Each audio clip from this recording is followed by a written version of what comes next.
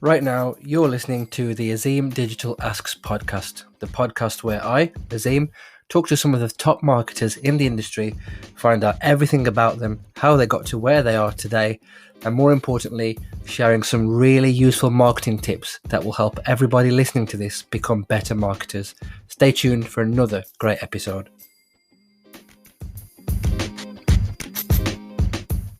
Hello, welcome back to another episode of the Azeem Digital Asks Podcast. Really excited for my guest today, and I really want to find out if he definitely did wake up at 7 o'clock this morning. He's the Data and Insights Manager at Rise at 7, Thierry Ngutegure. Thierry, welcome to the show. I love it, man. Do you know what? The way you pronounce my surname, that is top tier. That is one of the best I've heard. Yes, love that. How are you, mate? Yeah, I'm not too bad, you know. I'm good. We're happy, we're healthy, we're moving. That's all that kind of counts at the moment, really, isn't it? Absolutely. Couldn't put it any better than that. And by all means, feel free to share what you are drinking right now. Yeah, so in classic lockdown fashion, I've got myself a little beer straight after work, so I'm having a nice little San Miguel, nice and cold, sat back, relaxing. I can't say I'm in any sort of office attire or dress really well, if I'm honest with you, so thank the Lord that this is an audio first bit of content. Top stuff. Right. I am going to grill you all about data because you are the man for me when it comes to that. And I'm very glad that you're my guest today. But I have two quick icebreakers for you. So the first one is, I want an answer straight away. Okay. What time did you wake up this morning? 6 a.m. Oh, okay. I'll let you off. And then the second one is, if you were a wrestler, what would your entrance theme song be? Oh my God. It has to be DMX, X Gon' Give It To You. Honestly, that song, there is nothing you cannot achieve in life to that song. It is the biggest hype. Even your enemies will clap you in. Like, it's one of those ones. It's an absolute vibe. I've got visions of you sitting at your desk now, just listening to that song. Yeah. So, fun fact, yeah. So what's an interesting thing is a lot of my colleagues as well have always been like, this guy's super weird. Is when I've got like loads of Excel spreadsheets open, which I usually do, and I'm kind of like really deep into an analysis, I work to the pace of music that I listen to. So therefore, I listen to like hardcore rap, like, you know, your old school Eminems, your DMXs and things like that, because I work to that pace. How bizarre. Wow. Okay. Yeah. Different. I do like the same sort of music, but never in spreadsheets. No chance. Oh, I love it. Absolutely no Honestly, chance. I'm obsessed. It's so funny because at the time, you know, on the external, I look quite, you know, I'm like stood still and there's nothing. I barely flinch. And then inside my head, it's a full blown rave, and I love it. Right, last one before we learn a little bit more about you. Again, I've not prepared you for this one, so your answer will dictate how the rest of this interview goes. And there is a correct answer. Ooh, Pick one, Jay-Z or Nas. Jay-Z. Oh, Correct answer. oh, Well done. that was Well honestly, I'm sweating. That was. You may as well just end the podcast there. To be honest with you, that is. Yeah, thanks for coming on. It's been great. It's been a pleasure. Take a drink and go home. Right, we're digressing. Listen, for anybody who basically lives under a rock and doesn't know who you are, do you want to just give a little introduction to yourself? Yeah, sweet. So, as mentioned, my name is Thierry Ngutegure. I am the Data and Insights Manager over at the greatest agency on earth, Rise at 7. And as I say, if you've been under a rock, as I say, we are a search-first creative agency. But in terms of like who I am, I look after our kind of audience insight, research, data analysis over at Rise at 7. So making sure that everything that we do, you know, when people say that they're data-led, I make sure that we're actually data-led, and it's something that we're super proud of, and we kind of say with our chest. But yeah, that is in terms of like what I do at work. In terms of who I actually am as a person, I'm a northern lad. I love to dance. Fun fact, I used to compete nationally in dance competitions, which is quite a fun one for you there. Exclusive. Yeah, but aside from that, I'm just a super motivated, young, you know, hungry black man. Yeah. Love that. 10 out of 10. I was going to say, you're definitely very, very high up on the list of people that I want to meet after lockdown, but I'm definitely going to make sure there's no dancing involved from my part. No chance. No, honestly, don't worry. By the time we're out, I feel like my hips have seized up anyway. I think we'll all be safe from my moves. Let's just say that.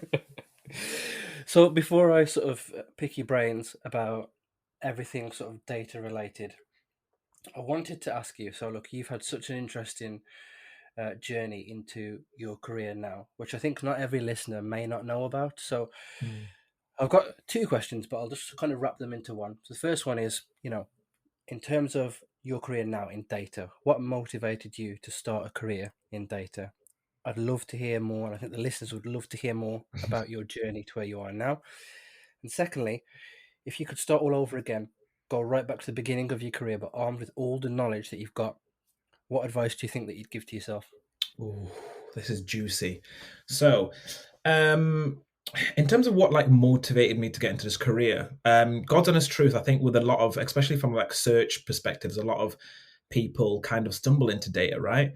And I guess the interesting question from that is almost what kept you there. But my background and university and all that kind of stuff, I went to uni and I did biological sciences, focusing on immunology and genetics. So I was completely the other side of the spectrum from where I am, kind of a digital space. And then I quickly kind of learned that I'm very much an extrovert. I'm somebody who, wants to be around people and to also understand people, not just from a biological perspective, but from a psychological perspective, right? So I then picked up a master's. I then went on to do a master's in marketing over at Huddersfield Uni. And from there, that kind of solidified it for me. It said, I think the analytical mindset I picked up from biological sciences mixed with some of that, social psychology and consumer kind of economics type stuff. I was like, you know what, data is a thing I'd love to pursue. And I guess what kept me here is that I think traditionally there's a lot of preconceptions when it comes to data. Every time I turn Yeah. up to a call or I go to a meeting and things like that, and they're just kind of like, oh, you're the data guy, the guy that we can't shut up. Whereas, the preconceived notion is that I sit in the corner with, my black hoodie on and I just tap away on some keys and loads of Excel spreadsheets. But I really enjoyed bringing some life, energy, creativity to the world of data. I'm not saying I am the smartest, kind of data person out there, whatever realm of data that you work in. But I know for a fact no one will ever kind of outsell me or out kind of maneuver me from a passion perspective and a motivation. I just love being around people. I love finding answers. I'm a logic-based person. If there's something that I need to kind of figure out, I will kind of go ahead and delve into that rabbit hole. And I guess that's what's kept me here, especially the freedom it gives from a data perspective. We live in an era where it's everything's data first, data first, data first. So, we have a novel opportunity right now to kind of shape what our industry is going to look like, and the work that our kind of agencies and companies that we work out kind of produces. So yeah, it's really exciting in my opinion. Yeah. Love that. Question one, content gold already. Can end the interview right now. Thanks for Yeah. coming. Yeah. Yeah. Sorry. Just saying that second part of that question then, if I was to go back and what would I tell little old Thierry? And I think what I would say is work experience. Now, I think that when I was at university or even outside of university and you're kind of trying to find your feet, I think we tried to, I think we expected university to tell us a lot more about our future career paths than it was ever going to. And we expected it to almost, you land at 21 and your university degree gives you a job, right? But we were how many millions of people kind of who fell off that kind of conveyor belt, who came out of university. And so we're interestingly, we went to university to differentiate ourselves, but we came out as, a group of individuals who are very well educated for sure, but we're all kind of on the same level, right? So then the thing that distinguished people was work experience, and that's something I didn't get, and it wasn't something that was drummed into me. So a piece of advice for anybody listening, kind of starting out their career, literally just DM whoever you love, and you'd be surprised at how welcoming, open armed people are to talking to you and things like that. Like, even from a perspective of my career right now, when there's a bit of data I can't get or I know someone else has, I won't just sit on my hands and go, oh, well, they have it. No, I will literally DM the CEO of any company and ask them for their data. And they are super receptive. If they're telling you to go away, that's fine. And no is better than a failed project. So yeah, work experience and just, DM people. They're not that bad. And then learn everything. I think that at university or even between there and now, there's just so many free resources. Like, you can literally become anyone on earth just based on YouTube. You could learn rocket science on YouTube. There's nothing that isn't on there.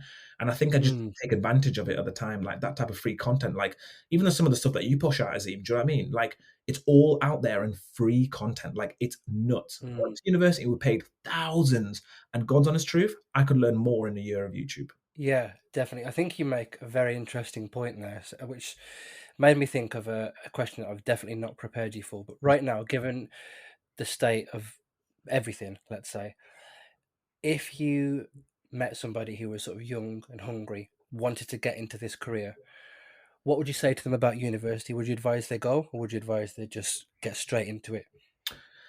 I'd advise it probably. Do you know what? It'd probably be a hybrid of the two, because at heart, I've come from a very academic background from my family and things like that. And I do totally believe that, if you go to university and you pick the right course, you can come out with some absolute gold. It's just that, depending on your industry, you need to understand whether a degree is necessary or nice to have, right? So there are some fields where I'd say, you know what, if you're going to go with kind of, whether it's like machine learning or computer science, where something where it's like, it's going to take quite a bit of rigorous a couple of years, and it needs to be something where somebody holds you accountable and drives you through, and you might need to pick up some theory or whatever that may be, something that is, as you say, yeah, someone to keep you honest and to drive you through. I'd say, yeah, go to university for that aspect. But knowing what I know now, would I have gone to university just for the academic portion? Probably not. Yeah. I think I would have been able to pick up those skills outside of my course. And if anything, I think I came back with a wealth of just experience as a human being. I think at university, I developed my love for individuals and love for people and understanding what makes us tick. And that is what I got from university more so than my degree. And you can argue your analytical sense, you could have, you picked up from your degree, but God's honest truth, I just know for a fact I'm a motivated enough individual to have picked that up outside of that. Yeah, brilliant answer. Thanks very much for that. Leads me very nicely to my next question. So, when you see that people want to work in this field of data analysis, for example, what's the biggest mistake that you've seen people make? So is it kind of like, are you thinking entering that field? Like the Yeah, thing? yeah. I think it's that point I touched on previously, entering that field is not asking for help. I feel like for some reason we live in a society where, this whole self-struggle and hustle porn type lifestyle means that we don't ask for help, and there's a really high barrier to entry. Because the reason I say that is, when I was entering this kind of analytical side data style thing, like, it's a massive umbrella. It is a minefield. Like, even saying data is actually a bit rude of me, because there is just so many facets and avenues and different disciplines towards data. And if you're going in there and you've not really asked for help in a sense of like DMing somebody who is in a role that is very similar to something that you'd like to go into, to ask them, what is your day to day, for example. I think that is one of the biggest mistakes people make, as an entry, because what then happens is you enter and you think, oh, all data is like this, so therefore I'm not sticking around. It's not a thing for me. Whereas, trying to understand what people do on a day-to-day basis from the horse's mouth can tell you 10 times more than sitting in a role for 2 years that you really hate, quite simply. And don't get me wrong, I was very fortunate in how I entered it. I joined Epiphany. So for anybody who knows Epiphany, it was an absolutely incredible agency. And the people there were awesome. And so in fact, I entered it as a data journalist, which is an interesting title. But my role there was to exactly that, tell stories with numbers. And so, yeah, I had quite a fortunate entry into it. But I'd always say the biggest mistake is just not asking. Just ask. Yeah, that's brilliant. I'm definitely going to pick your brains around the topic of stories later on. But I wanted to ask you about failure then. So I'll give you an option. Can you tell me about the biggest failure that you've made, or option B is the biggest failure that you've seen or experienced? Oh God, this is tough. Like, do I drop myself in it or do I drop someone else in it? You could do both. No, do you know, biggest failure I've seen. I think I'm going to go generic with this in the sense of, my biggest failure in, I think maybe even one of my greatest flaws up until a couple of months ago, realistically, which is a failure I think I've carried over the last couple of years is I was a yes man. And what I mean by being a yes man is for those that work in agencies or even, small teams or whatever that may be, people come to, like, especially from a data perspective, a lot of it is quite, somebody needs something from you as opposed to you have this output and you are trying to find people to give it to. So people kind of come to you needing an analysis or needing data or whatever that may be. And so then you develop this kind of complex where you are constantly, saying yes and saying, oh yeah, I'll do that, I'll do that, I'll do that. And then you develop a thing where, I was up until like 11 p.m. working a couple of years ago, like on a daily basis. And that's just because I couldn't say no. And I didn't really understand the power of saying no.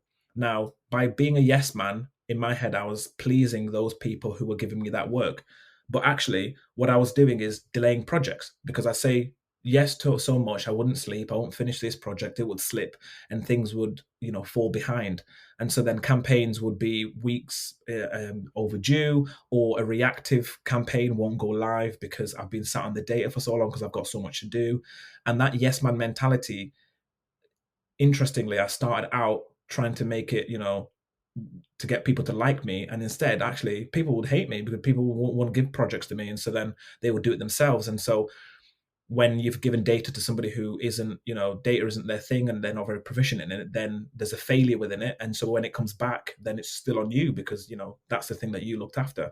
And up until I kind of joined Rise, that was very much one of my greatest failures. I was so much of a yes man. And it's when I say no and the power of saying no, I don't mean, every time somebody comes to you, you say no.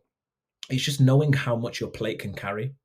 It's knowing that this is the circumference of my plate, and anything that's kind of spills over, I just can't do it. And people are super receptive to people saying no and I can't do more because they're kind of like, oh, I totally understand, amazing. So when can you fit it in? And they will flex to your requirements. So yeah, that's probably a generic failure for me up until I kind of sat down and I was like, whoa, if I continue at this pace, I just won't be able to sustain this type of lifestyle. Yeah, I think that's a brilliant answer, and at the very least, it makes you more human, I think. If you're just constantly saying yes to everything, you can appear like you said, basically superhuman, will do anything, and then in the event something unexpected happens and you need to just drop something or something goes wrong, it can be magnified up to 10 times. Love that. That's a Yeah, brilliant answer. yeah, definitely. I was thinking, have I got a failure for other people? Do you know what I do, actually? Go on then. So failing, almost like a data failing, just so that we keep it from them, rather than how tragic my life is. We could keep it on the data. So yeah, a failing that I see actually is the assumption of numerical literacy, right? So what I mean by that is because we live in a world now of data at our fingertips and data is king and data, people assume that more equals more insight, right? So they just pile loads of data in and they make things super complex and they assume numerical literacy in the sense of, if I told if you told somebody there's a 28% chance of it raining on Saturday, there's a couple of ways you could presume that. Is it a 28% of that area in Saturday, or 28% of the rain, or 28% of the time? Or, there's a lot of things, because we're numerically literate, we assume that other people are.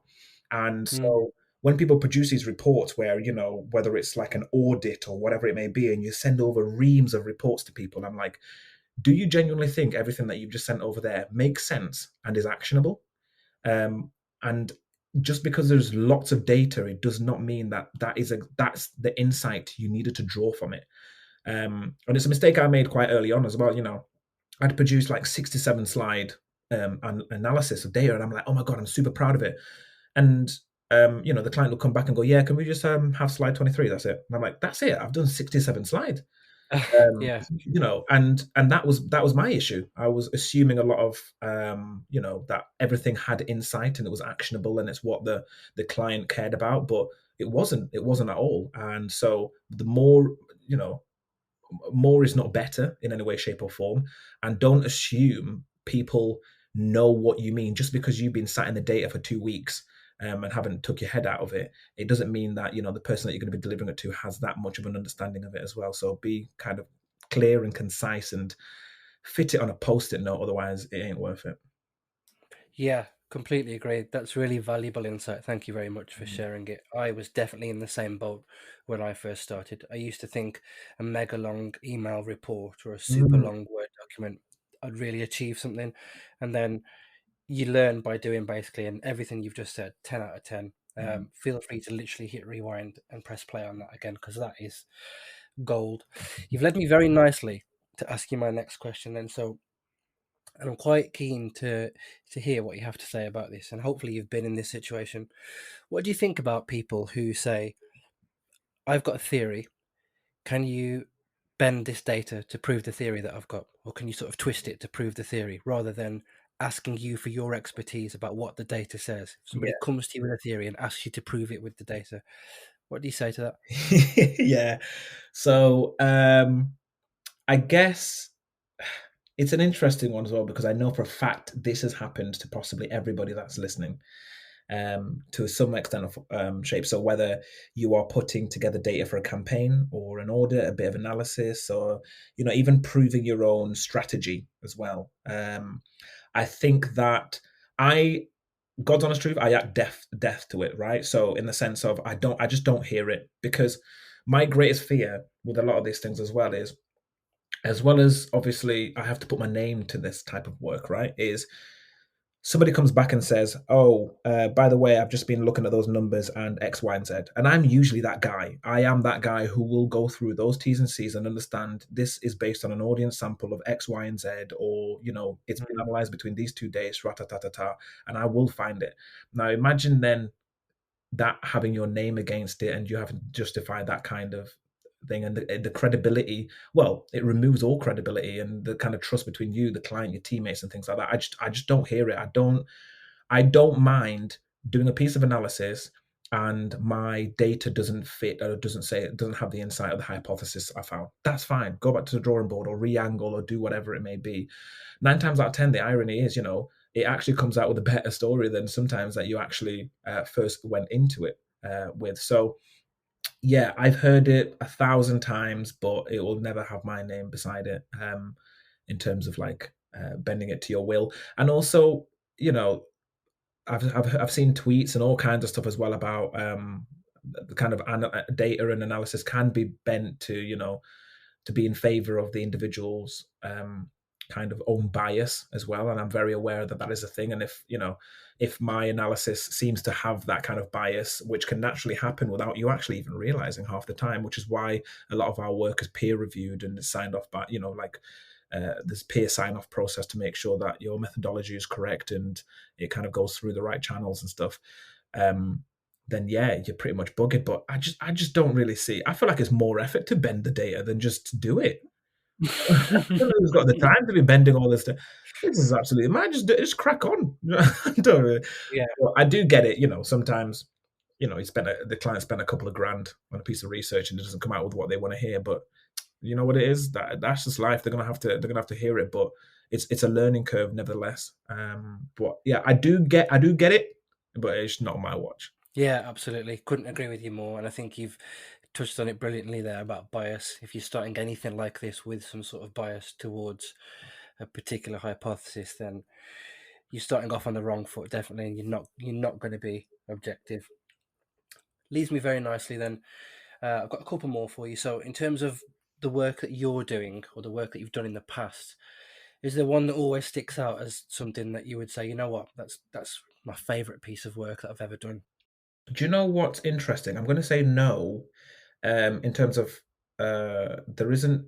So of all the bits that I've done, right? It's almost like, especially at Rise, it's almost like we outdo ourselves every couple of months, right?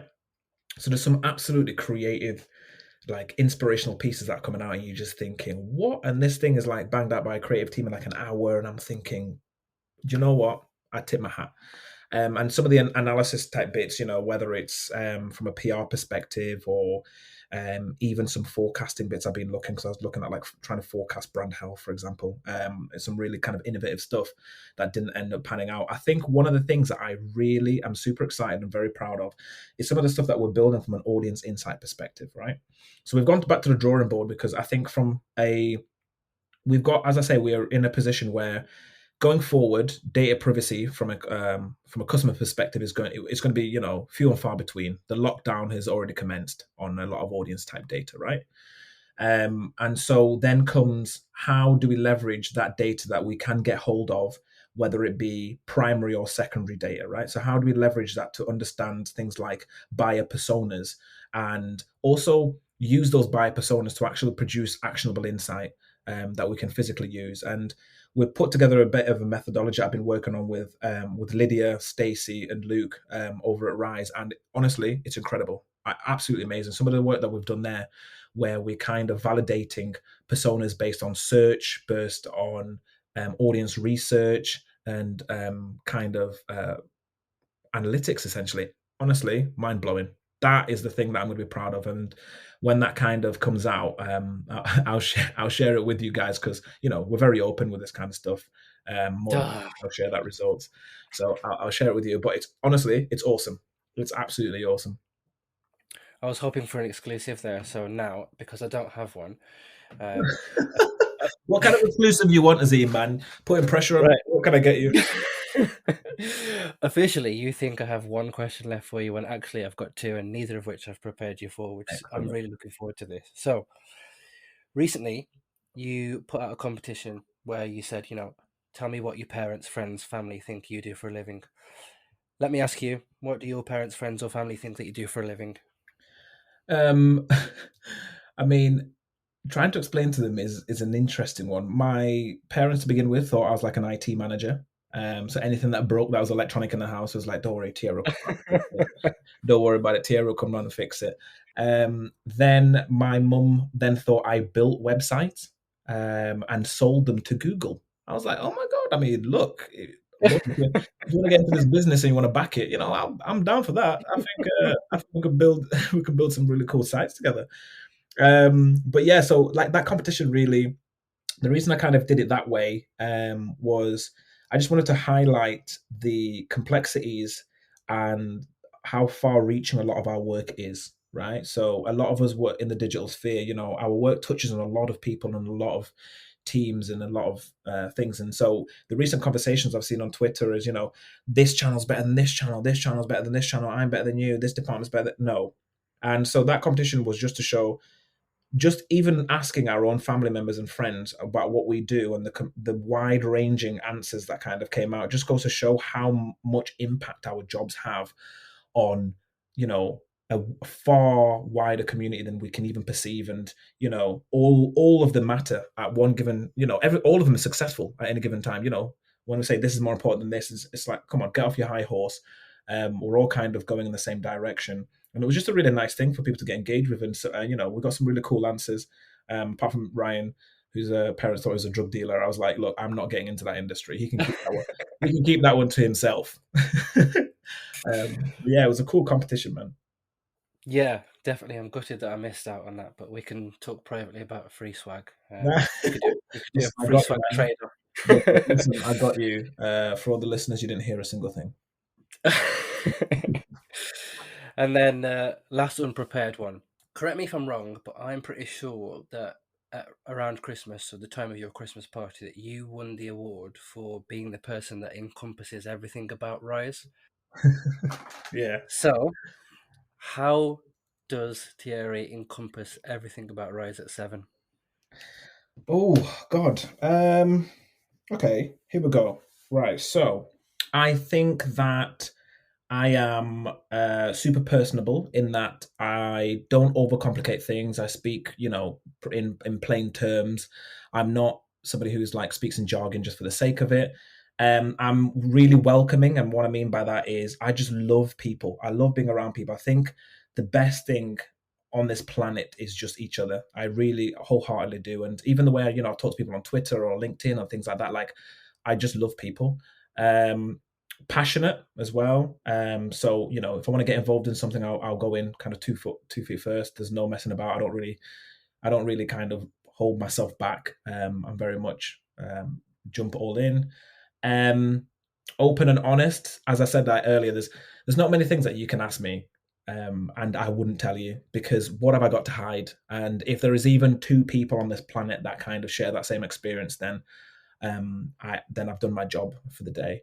And then welcoming, and then there is the best one, a sprinkle of arrogance and confidence. I think mixed in together really is lovely, in the sense of I truly believe in myself, and I don't mind falling over and making mistakes, and if someone tells me that I'm wrong, that's fine. I still believe in myself. It doesn't really knock what I think of myself, and I just continually pump that kind of self-belief. And I never say anything to myself that I wouldn't say to my friends. Do you know what I mean? I feel like I treat myself with a lot of respect when it comes to that from a mental health perspective. So yeah, I think that's what encompasses Rise.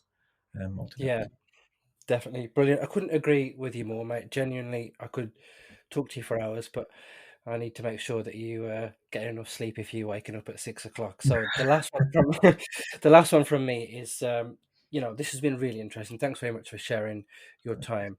If there are a few things that you wanted people to take away from this episode, let's just say a couple of takeaways, what would you want people to really take away from listening to this with you? I really want to kind of drum in, and I think I'll be doing it for the rest of this year, is that data can be creative. You're not pigeonholed into this thing of, you're a person who does an analysis, or you do this, or you're stuck in an audit, or you're doing this hypothesis or whatever. You can be super creative with data. So whether that be data visualizations, telling stories with data, even tracking your own behaviors and doing all that kind of stuff. Like, data is one of the most, it can paint an incredible image that no one else has seen and no one else had ever thought of. So don't ever think that, you're just punching in numbers or whatever that may be. Add a little level of creativity with the numbers, and you'll be shocked. And if you want a little bit more into what that actually means and what that physically looks like, then just DM me, grab me on Twitter at Thierry Allen, and we'll have a quick cheeky little conversation about it. And it's something that I'm really, really, really passionate about. And I think, this year more than most, data is it's the way to go forward when telling any narrative, in my opinion. That is brilliant. Thierry, thank you for being a fantastic guest. I know you mentioned it there, but if somebody wanted to find out more about you, get in touch or connect with you via the socials, what's the best way they can do that? Yeah, just grab me on Twitter, Thierry Allen. It's probably the easiest one to spell as well. But if you are feeling brave, grab me on Instagram and on LinkedIn at Thierry Ngutegure. I also have a podcast as well. Oh, shameless plug. And it just talks about, the Black experience. I talk about, growing up as a young Black man and the kind of things that we kind of go through. And it's really quite cool. It's quite funny. We've got a new one coming out soon around mental health and stuff. So yeah, get involved, man. And like, share and subscribe this one, because it is awesome and he is doing amazing things.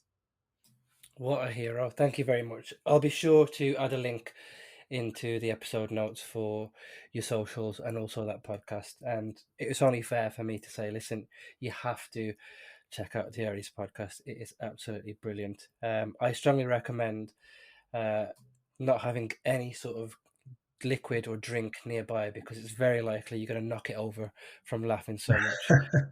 Good. That's why we have belly laughs. I love.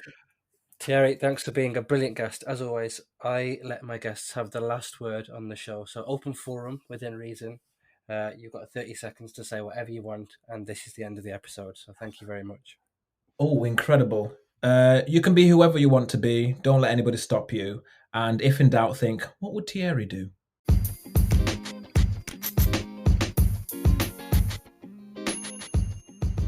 So that was another great episode in the bag. I'm really enjoying hearing from some brilliant people in this industry. If you enjoyed this podcast, please follow me on Spotify. Please leave a rating on Apple Podcasts or whichever platform you are using. Tell a friend to tell a friend, and hopefully See you for the next episode.